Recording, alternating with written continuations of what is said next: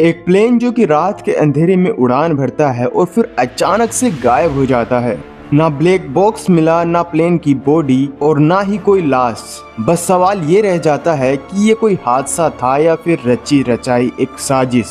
आज हम बात करेंगे उस रहस्य की जिसने पूरी दुनिया को हिला के रख दिया। मलेशिया एयरलाइन फ्लाइट MS-370 के बारे में 239 लोगों की जिंदगी एक रहस्य बन गई और आज 10 साल बाद भी ये दुनिया की सबसे बड़ी एविएशन मिस्ट्री बन चुकी है।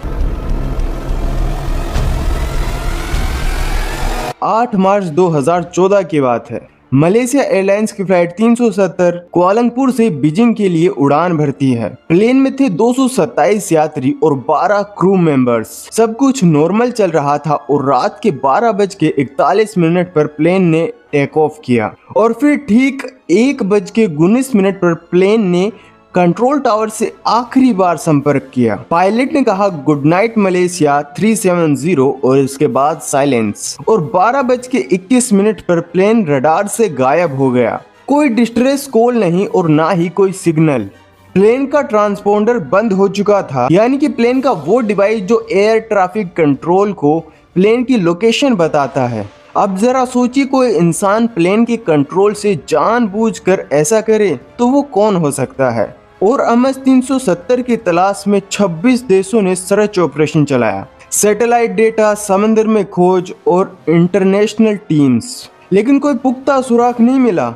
हाँ, कुछ सालों बाद अफ्रीका के पास विमान के कुछ टुकड़े जरूर मिले, लेकिन वो टुकड़े पूरे सच को नहीं बता पाए। अब सवाल उठता है कि क्या हुआ MS-370 के साथ। इसके लिए बहुत सी थ्योरीज दी गई, जिनमें से कुछ थ्योरीज ये हैं। पहली थ्योरी ये है कि कुछ एक्सपर्ट्स का मानना है कि जो प्लेन के पायलट थे, यानी कि जो प्लेन के कैप्टन थे जहारी अहमद शाह, उन्होंने पहले तो प्लेन का ट्रांसपोंडर ऑफ किया और फिर धीरे धीरे प्लेन की दिशा मोड़ी और उसे एक समुद्र में ले जाकर क्रैश करा दिया।